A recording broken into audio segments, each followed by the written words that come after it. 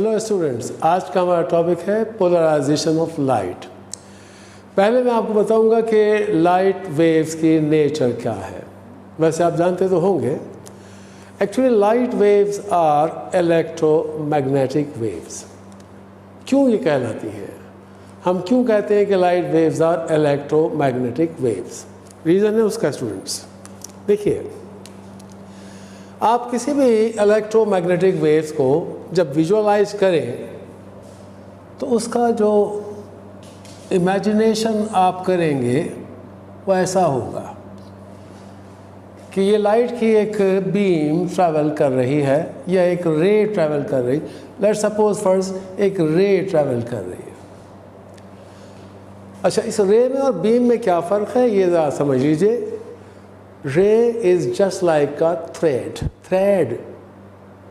T-H-R-E-A-D, thread, धागा. And beam is a combination of number of threads, यानी number of rays. बहुत सारी raise जब कंबाइन हो जाती हैं तो बीम बन जाती है। यानी आप बीम को विजुअलाइज कर सकते हैं जस्ट लाइक स्ट्रिंग। जैसे एक धागा होता है, एक थ्रेड होता है, और बहुत सारे थ्रेड्स को मिलाकर जब आप कंबाइन करके डोरी बना देते हैं, धागा स्ट्रिंग बना देते हैं, तो वैसे ही कुछ बीम का भी तसव्वुर है। यानी जो रे है that is just like a thread, और जो बीम है that is just like a string. तो अभी हम बात कर रहे हैं रे की। This is the direction in which light is travelling. ये डायरेक्शन ऑफ लाइट है, डायरेक्शन ऑफ लाइट या direction of propagation of light. Light इस डायरेक्शन में जा रही है। अब इस लाइट की रे में एक तो इलेक्ट्रिक फील्ड वाइब्रेट कर रहा होता है वर्टिकली। ये मैं चंद जगहों पर इलेक्ट्रिक फील्ड को वाइब्रेट करता हुआ शो कर रहा हूँ। हर पॉइंट पर ये इलेक्ट्रिक फील्ड वाइब्रेट करता है। Let's say this is E. E stand for electric field. और जो मैग्नेटिक फील्ड है वो ये है। ये मैं डॉट जो बना रहा हूँ रेड कलर के, ये मैग्नेटिक फील्ड है, यानी ये बी है, B. So E stands for electric field and B stand for magnetic field. E electric field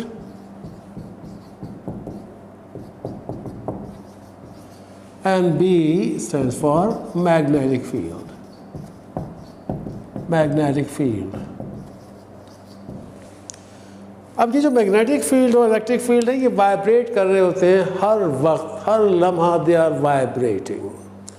दरअसल ये दोनों फील्ड एक दूसरे पर डिपेंडेंट हैं। इलेक्ट्रिक फील्ड की वाइब्रेशन से डेवलप होता है मैग्नेटिक फील्ड, और मैग्नेटिक फील्ड की वाइब्रेशन से डेवलप होता है इलेक्ट्रिक फील्ड। यानी दोनों एक दूसरे के लिए लाजिम व मलज़ूम है कि अगर इलेक्ट्रिक फील्ड नहीं होगा तो मैग्नेटिक फील्ड भी नहीं होगा, होंगे तो दोनों साथ होंगे, वरना कोई भी नहीं होगा। ये जो मैग्नेटिक फील्ड है ये वाइब्रेट कर रहा है ऐसे, इन एंड आउट, इस डायग्राम के मुताबिक, और इलेक्ट्रिक फील्ड वाइब्रेट कर रहा है अप एंड डाउन। यानी आप इस तरह समझ लें कि जैसे ये लाइट की डायरेक्शन है, ये लाइट की डायरेक्शन है, और ये हो गया इलेक्ट्रिक फील्ड।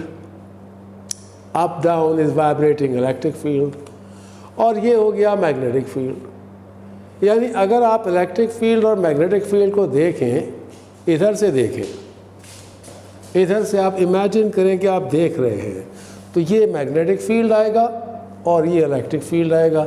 यानी ये सिचुएशन यूँ होगी कि ये आपकी तरफ मैग्नेटिक फील्ड है, ये रेड वाला, और ये इलेक्ट्रिक फील्ड है, ये this is electric field, right? Can you see that? ये सिचुएशन है। ये मैग्नेटिक फील्ड है, ये इलेक्ट्रिक फील्ड है। ये जो इलेक्ट्रिक फील्ड है ये वाइब्रेट कर रहा है अप एंड डाउन, और जो मैग्नेटिक फील्ड है ये वाइब्रेट कर रहा है in and out, and both are perpendicular to each other. और लाइट जा रही है इस तरफ, यानी कि तीनों चीज़ें आपस में परपेंडिकुलर हैं।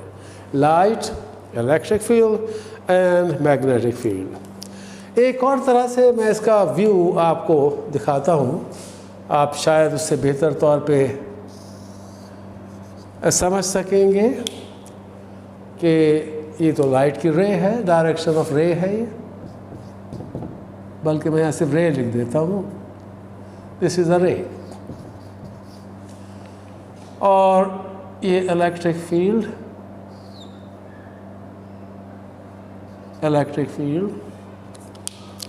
ये 3 डायमेंशनल व्यू इसका बनाने की कोशिश कर रहा हूँ मैं।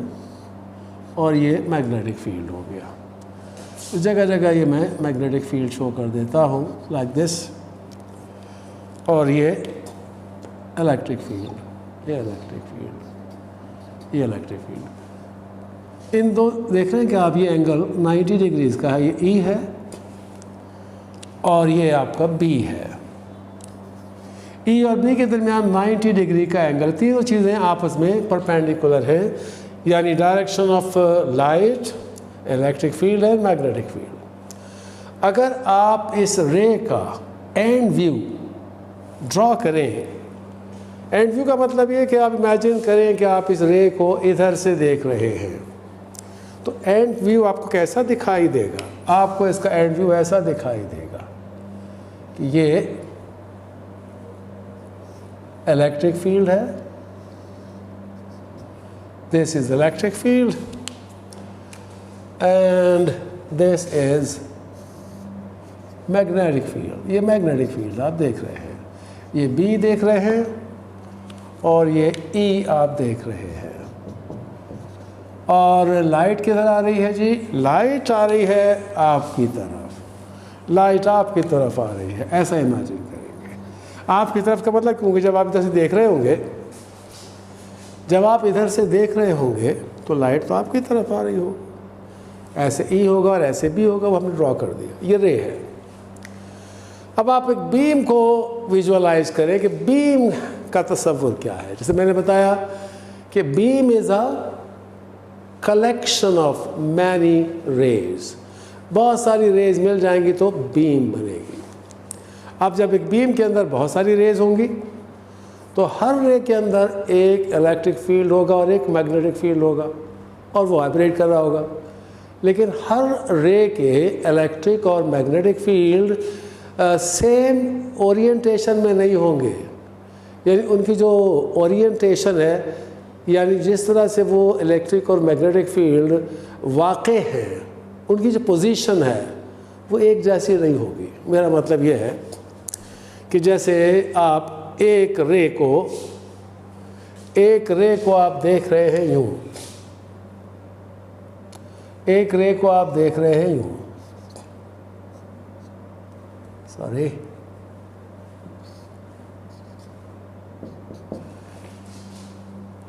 एक रे को आप देख रहे हैं इस तरह से, एंड व्यू देख रहे हैं उसका एक रे का, और दूसरी रे का एंड व्यू आप देख रहे हैं इस तरह से।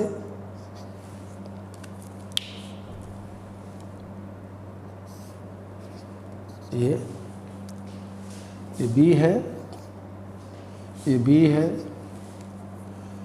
और ये ई है और ये ई है, इलेक्ट्रिक फील्ड। आप देख लीजिए कि दोनों में इलेक्ट्रिक और मैग्नेटिक फील्ड आपस में परपेंडिकुलर हैं, लेकिन दोनों की जो ओरिएंटेशन है वो डिफरेंट है। एक रे ये है और एक रे ये है। अब ये दोनों रेज अगर इकट्ठी हो जाती, कंबाइन हो जाती, तो उसका एंड व्यू कैसा हमें दिखता? अगर ये दोनों रेज कंबाइन हो जाती, यानी ये दोनों रेज मिल जाएं, तो मिलने के बाद आपको क्या नज़र आएगा? उसका एंड व्यू कैसा होगा? उसका एंड व्यू ऐसा होगा जी कि ये पहले वाली रे का एंड व्यू है और ये दूसरी वाली रे का एंड व्यू ये होगा। ये दूसरी वाली रे है, ये दूसरी वाली रे है। अच्छा, इसको मज़ीद क्लियर करने के लिए मैं सपोज कर लेता हूँ कि ये E1 और ये E2 है और ये B1 और ये B2 है। अब ये दोनों रेज आपस में मिल गई हैं, मिलने के बाद एंड व्यू ये बन रहा है। तो ये वाली B1 है और ये वाली B2 है, और इसी तरह से ये वाली जो रे है इलेक्ट्रिक फील्ड इसका E1 और ये E2 है। इसी तरह से आप तसव्वुर करें एक और रे इसी के साथ मर्ज कर देते हैं, तो उसकी जो पोजीशन है, उसकी जो ओरिएंटेशन है वो और डिफरेंट होगी। एक और मिक्स कर दें, बहुत सारी रेज को मिला दें। जब बहुत सारी रेज को आप मिलाएंगे तो यही चीज़ बनेगी, शक्ल यही बनेगी, उसका एंड व्यू यही बनेगा। मगर जाहिर सी बात है उसमें बहुत सारे इलेक्ट्रिक फील्ड होंगे और बहुत सारे मैग्नेटिक फील्ड होंगे। ये होती है actually natural light. Natural light इस तरह की होती है, यानी आप लाइट का तसव्वुर ये कर सकते हैं, बहुत सारी अगर रेज मिल जाएं आपस में। अब मैं कलर्स बार बार नहीं चेंज कर रहा हूँ, आप बात समझ गए होंगे। ये देखिए, ये बहुत सारी जो शुआएँ हैं, बहुत सारी जो रेज हैं, ये मिल गई हैं आपस में। अब इसमें इलेक्ट्रिक फील्ड भी है, मैग्नेटिक फील्ड भी है, सब मिक्स हैं। अब वहाँ पर मैंने रेड और ब्लैक करके बनाया है, ड्रॉ किया था। तो यहाँ पर मैंने क्या किया कि एक ही कलर में शो कर दिया, लेकिन समझ गए होंगे ये सारे ई नहीं हैं, इसमें ई भी है और बी भी है, मिक्सड है। ये एंड व्यू ऑफ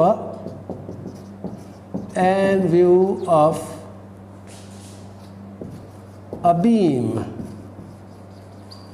और ये एंड व्यू ऑफ अ रे है। ये बल्कि यहाँ लिख देता हूँ मैं, ये एंड व्यू ऑफ अ रे, एंड व्यू ऑफ अ रे। ये रे का एंड व्यू है और वो एक बीम का एंड व्यू है। स्टूडेंट्स, क्या हम इस रे में से इलेक्ट्रिक फील्ड को अलग कर सकते हैं या मैग्नेटिक फील्ड को सेपरेट कर सकते हैं? Answer is no. जैसा कि मैंने बताया था कि both are dependent upon each other. A vibrating electric field gives rise to a magnetic field, and a vibrating magnetic field gives rise to an electric field. अब क्या चीज़ पहले बनती है, क्या चीज़ बाद में, ये तो बताना बड़ा मुश्किल है। दोनों एक दूसरे पर डिपेंड करते हैं। ये तो वही बात हो गई कि मुर्गी पहले पैदा हुई थी, अंडा, मुर्गी होगी तो अंडा पैदा होगा, अंडा होगा तो मुर्गी निकलेगी।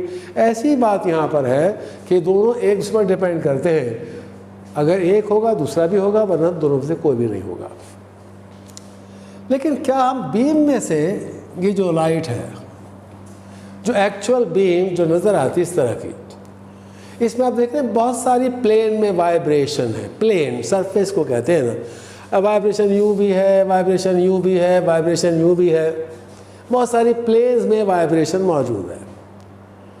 क्या ऐसा हो सकता है कि हम इस लाइट को शेप अप कर दें, यानी बीम को हम इस तरह से ट्रांसफॉर्म कर दें कि उसकी जो वाइब्रेशन है वो सिर्फ एक प्लेन में हो जाए? अच्छा, एक और चीज़, आप इस बीम को भी इस तरह से शो कर सकते हैं, टू पार्ट्स में। यानी इस बीम का जो तसव्वुर है आप यूँ कर सकते हैं कि आप इसे भी दो पार्ट्स में शो कर सकते हैं। ये दो पार्ट्स में, यानी both the parts are perpendicular to each other. मगर ख्याल रखिएगा कि इन दोनों पार्ट्स में अब दोनों जगह इलेक्ट्रिक फील्ड भी है और मैग्नेटिक फील्ड भी है। समझ गए आप बात? रे और बीम में फ़र्क हो गया।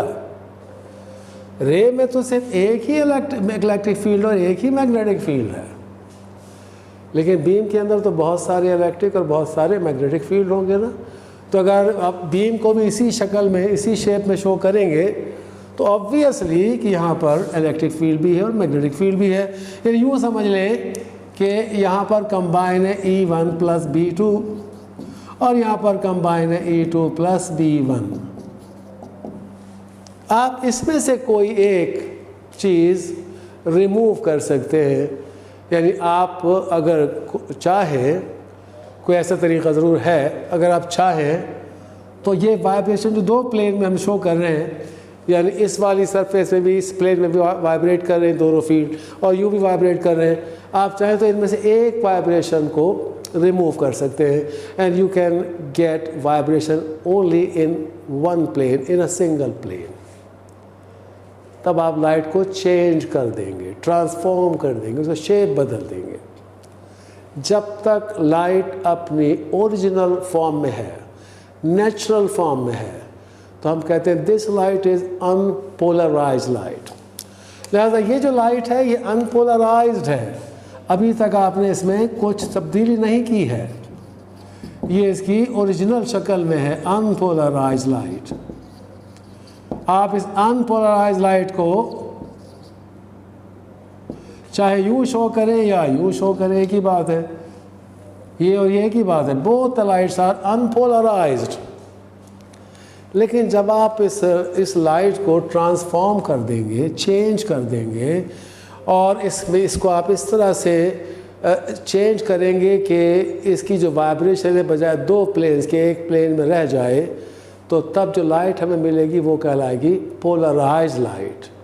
और ये जो प्रोसेस है जिसके ज़रिए आप लाइट को चेंज करते हैं, this is called polarisation of light. यानी इसका मतलब ये हुआ कि हम लाइट को डिफरेंट शेप ऑफ वाइब्रेशन में ऑब्टेन कर सकते हैं ख़ास तरीक़ों से। मैं आपको बताऊंगा किस तरीके से ये हम कर पाएंगे। यानी जो लाइट की वाइब्रेशन है बजाय दो प्लेन के एक प्लेन में हम किस तरह से हासिल कर पाएंगे, ये आपको तरीक़ा मैं आपको बताऊंगा। बस वो तरीके से आप लाइट को कर सकेंगे पोलराइज्ड। और जब लाइट की वाइब्रेशन एक प्लेन में रिड्यूस हो जाएगी तो हम कहेंगे this light is plane polarised light, और ये प्रोसेस हो गया पोलराइजेशन। तो अगर हम डिफ़ाइन करना चाहें पोलराइजेशन को तो कैसे डिफ़ाइन कर सकते हैं? उम्मीद है यहाँ तक की बात तो आपकी समझ में आ गई होगी। एक बार फिर मैं ज़रा सा बात को वाज़ेह कर दूँ कि देखिए, इसमें से आप ई और बी को अलग नहीं कर सकते, ठीक है, समझ गए आप? क्योंकि सिर्फ ई तन्हा हो नहीं सकता, सिर्फ बी तन्हा नहीं हो सकता, because these light waves are electromagnetic in nature. हाँ, एक और बात, ये जो लाइट की वेव्स हैं इलेक्ट्रोमैग्नेटिक भी हैं और ट्रांसवर्स भी हैं। क्यों है ट्रांसवर्स? क्योंकि दोनों फील्ड्स में जो वाइब्रेशन है वो लाइट की डायरेक्शन के परपेंडिकुलर है। कि लाइट अगर यूँ जा रही है तो दोनों फील्ड वाइब्रेट कर रहे हैं लाइट की डायरेक्शन के perpendicular, up down, inward outward, इसलिए ये लाइट की वेव ट्रांसवर्स भी हैं नेचर में। तो पूरा जो नाम इनका हो गया ट्रांसवर्स इलेक्ट्रोमैग्नेटिक वेव्स। वैसे इलेक्ट्रोमैग्नेटिक वेव होती ही ट्रांसवर्स वेव्स है सारी की सारी, but sound waves are longitudinal waves, उसमें वाइब्रेशन होती है सिर्फ फॉरवर्ड एंड बैकवर्ड, और इसमें वाइब्रेशन होती है perpendicular to the direction of wave, दोनों फील्ड्स की। जी, तो इसको तो अलग नहीं कर सकते आप, क्योंकि सिर्फ ई नहीं हो सकता, सिर्फ बी नहीं हो सकता, because these are electromagnetic waves. हाँ, इनमें इसमें से अलग कर सकते हैं आप, क्योंकि ये कोई सी भी जो वाइब्रेशन है वो सिर्फ ई या सिर्फ बी नहीं है, दोनों में ई भी है और बी भी है। जब तक ये दोनों हैं तब तक तो आप लाइट को हासिल कर सकते हैं, वो लाइट है, वो इलेक्ट्रोमैग्नेटिक वेव्स है। अच्छा जी, आइए, तो मैं चाह रहा था डिफ़ाइन करना, यूँ कर सकते हैं डिफ़ाइन आप by special methods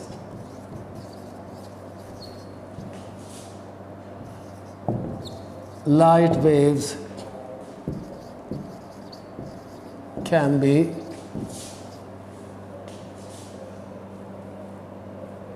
obtained in a desired shape of vibration. Can be obtained in desired shape of vibration. This process of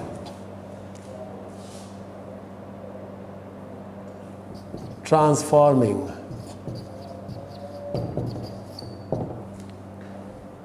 light waves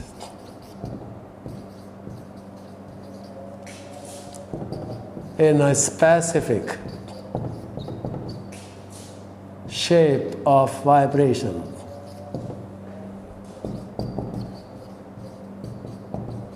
is called polarization of light is called polarization of light. आप Z की जगह S भी use कर सकते हैं, both are correct. Polarization of light, this process of transforming light waves in a specific shape of vibration is called polarization of light. आइए अब देखते हैं how can we polarize light. Students, इस diagram में आप एक ख़ास किस्म की क्रिस्टल देख रहे हैं, इसका नाम है टूरमैलिन क्रिस्टल। जैसा कि आप जानते हैं कि क्रिस्टल्स में एटम्स एक ख़ास डेफिनेट अरेंजमेंट रखते हैं, तो इन क्रिस्टल्स के अंदर भी एटम्स इस तरह से अरेंज होते हैं कि इनमें नेचुरली वर्टिकल स्लिट्स बनी होती हैं। स्लिट्स आप जानते हैं कि शगाफ को कहते हैं, झिरी को कहते हैं। तो वर्टिकल स्लिट्स बनी होती हैं जो हमें ऑब्वियसली नज़र नहीं आती, क्योंकि वो एटम्स की अरेंजमेंट है और एटम्स को आप देख नहीं सकते, लेकिन वो स्लिट्स होती हैं वर्टिकल, ताकि जब लाइट हम उसमें से पास करें तो वो लाइट पास हो सकती है। लेकिन चूँकि स्लिट्स वर्टिकल हैं, इसलिए सिर्फ ये जो वर्टिकल वाइब्रेशन है ये पास हो जाएगी। जैसा कि आप देखें इस वक्त यहाँ पर ये लाइट मौजूद है और ये जो ब्लैक और रेड है कंप्लीट लाइट है। ये मैंने कलर्स जो डिफरेंट किए हैं सिर्फ आपको समझाने के लिए, यानी मेरा मतलब है ये मत समझिएगा कि जो ब्लैक वाली जो वाइब्रेशन है वो सिर्फ इलेक्ट्रिक फील्ड है और जो रेड वाली वाइब्रेशन वो सिर्फ मैग्नेटिक फील्ड है। जैसा कि मैं शुरू में बताया था, ऐसा नहीं है, बल्कि ये दोनों कंप्लीट लाइट है।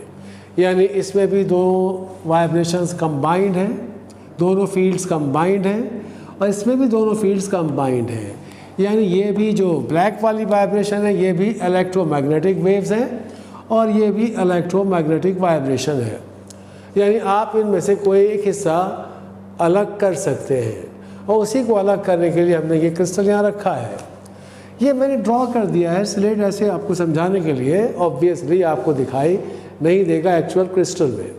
तो ये इस तरह से स्लेट्स है ना, तो होगा क्या कि ये लाइट इसमें से जब गुजरेगी तो ऑफ कोर्स वाइब्रेशन जो कि वर्टिकल है वो तो गुजर जाएगी, लेकिन दूसरी वाइब्रेशन जो कि हॉरिजॉन्टल है वो नहीं गुजर पाएगी। यानी यहाँ जो लाइट आपको मिलेगी, यहाँ जो लाइट आपको मिलेगी उसमें सिर्फ ये वर्टिकल वाली वाइब्रेशन मौजूद होगी, हॉरिजॉन्टल वाइब्रेशन उसमें से रुक गई होगी, रिमूव हो गई है। अब हम कहेंगे this light has been polarised. ये लाइट है नेचुरल फॉर्म में, this light is unpolarised and this light is polarised. अच्छा, हम अगर ऐसा करते कि जो क्रिस्टल हमने रखा है ये वर्टिकल पोजीशन में है, अगर मैं इस क्रिस्टल को रखता हॉरिजॉन्टल पोजीशन में, यानी इस तरह से अगर मैं इस क्रिस्टल को रखता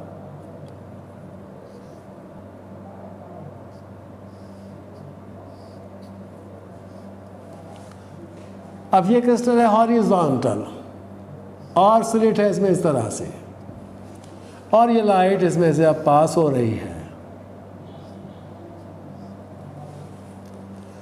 तो स्टूडेंट्स होगा क्या कि अब ये जो वाइब्रेशन है ये वाली ये पास हो जाएगी। यानी यहाँ आपको जो लाइट मिलेगी उस लाइट में ये वाली वाइब्रेशन जो कि हॉरिजॉन्टल है ये आपको मिलेगी। ये भी हम कहेंगे लाइट हैज़ बीन पोलराइज्ड। यहाँ भी लाइट पोलराइज हो गई है, यानी लाइट की जो वेव मिली है उसमें वाइब्रेशन सिर्फ एक प्लेन में रह गई है। पहले जब ये क्रिस्टल था वर्टिकल तो जिस प्लेन में आपको लाइट मिली थी दैट प्लेन वाज वर्टिकल, और अब जो मिली है vibration that plane is horizontal. लेकिन सवाल ये है कि हमें ये कैसे यकीन आएगा कि वाकई ऐसा हुआ है जैसा कि हम बता रहे हैं या जैसा कि हम सोच रहे हैं। इसको वेरीफाई तो करना पड़ेगा ना। तो देखिए वेरीफाई किया जा सकता है दो बातों से। एक तो ये बात कि यहाँ जो लाइट आपको मिली है वो देखने में ज़रा डिम होगी, यानी इसकी ब्राइटनेस कम होगी, इंटेंसिटी कम होगी। यहाँ इंटेंसिटी या ब्राइटनेस ज़्यादा होगी। एक तो ये, यानी कि लाइट का कुछ हिस्सा स्टॉप हो गया है। लेकिन दूसरा जो सबूत है वो ज़्यादा ऑथेंटिक सबूत होगा। पता क्या करें, आप इसी क्रिस्टल के सामने ऐसा ही एक और क्रिस्टल रख दें। पहले तो आप रखें उस क्रिस्टल को इसी पोजीशन में, यानी आप रखें क्रिस्टल को उसी पोजीशन में। मैं रखता हूँ।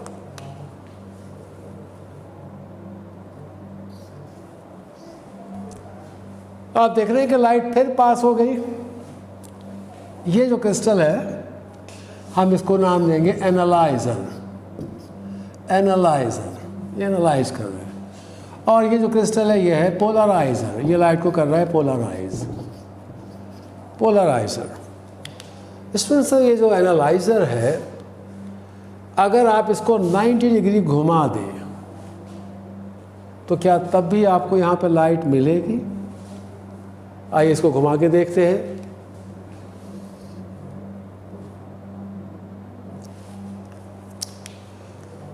अब आप देखिए, आपने सेकंड क्रिस्टल को 90 डिग्री पर रोटेट कर दिया है। अब आप यहाँ पर गौर करेंगे, लाइट नज़र नहीं आएगी क्योंकि ये लाइट हो चुकी है पोलराइज और इसमें वाइब्रेशन रिड्यूस होकर रह गई है सिर्फ एक प्लेन में, दैट प्लेन इज हॉरिजॉन्टल। जबकि उसके आगे जो रखा है क्रिस्टल उसमें स्लिट है वर्टिकल, लिहाजा ये लाइट भी पास इसमें से नहीं होगी। So you will get no light here, कोई भी लाइट नहीं मिलेगी। साबित हो गया कि इस लाइट के अंदर वाइब्रेशन सिर्फ एक प्लेन में ही रह गई है, यानी ये लाइट पोलराइज हो चुकी है। आप समझ गए होंगे स्टूडेंट्स। अगर इस लाइट में भी इसकी तरह से दोनों प्लेन में वाइब्रेशन होती तो स्लिट को इस तरह वर्टिकल करने पर ये वाली लाइट तो रुक जाती, लेकिन वर्टिकल लाइट तो पास हो जाती ना। लेकिन यहाँ कोई लाइट नहीं है। इसका मतलब क्या हुआ कि इस लाइट के अंदर वाइब्रेशन वर्टिकल वाली है ही नहीं, इसमें सिर्फ एक ही वाइब्रेशन है और वो है हॉरिजॉन्टल, यानी लाइट को आपने कर दिया पोलराइज। इस प्रोसेस के नतीजे में एक बड़ी अहम बात सामने आती है कि light waves are transverse waves, यानी लाइट वेव्स के अंदर जो वाइब्रेशन है इलेक्ट्रिक और मैग्नेटिक फील्ड्स की, that is perpendicular to the direction of wave. अगर लाइट वेव्स होती ना लॉन्गिट्यूडनल तो आप उसको पोलराइज नहीं कर सकते थे। आपको पहले मैं याद दिला दूं कि लॉन्गिट्यूडनल वेव्स में ख़ास बात क्या होती है। उसमें ये होता है कि जिस डायरेक्शन में वेव जाती है उसी डायरेक्शन में वाइब्रेशन होती है। वाइब्रेशन की डायरेक्शन ऑफ वेव के पैरेलल होती है, जैसे कि साउंड वेव्स होती हैं। साउंड वेव्स के अंदर ऐसा ही होता है कि जिस शिप में साउंड वेव्स ट्रैवल करती हैं, मीडियम की वाइब्रेशन उसी डायरेक्शन के पैरेलल होती है। तो अगर लाइट वेव्स में ऐसा होता तो फिर इस क्रिस्टल के घुमाने से कोई फ़र्क नहीं पड़ता, यानी क्रिस्टल चाहे यहाँ इस पोजीशन में होता या इस पोजीशन में होता, दोनों सूरतों में वाइब्रेशन तो फॉरवर्ड बैकवर्ड होती है ना, तो लाइट पास हो जाती। लेकिन ऐसा नहीं हुआ। इसका मतलब light waves are not longitudinal waves, they are transverse waves. तो ये बड़ी अहम बात है, इसको आप याद रखिएगा। Polarization of light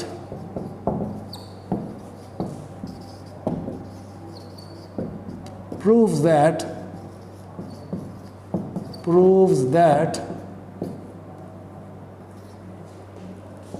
light waves are transverse waves. Light waves are transverse waves. और दूसरी अहम बात याद रखिएगा, longitudinal waves cannot be polarized. Longitudinal waves cannot be polarized. Longitudinal waves को पोलराइज नहीं किया जा सकता।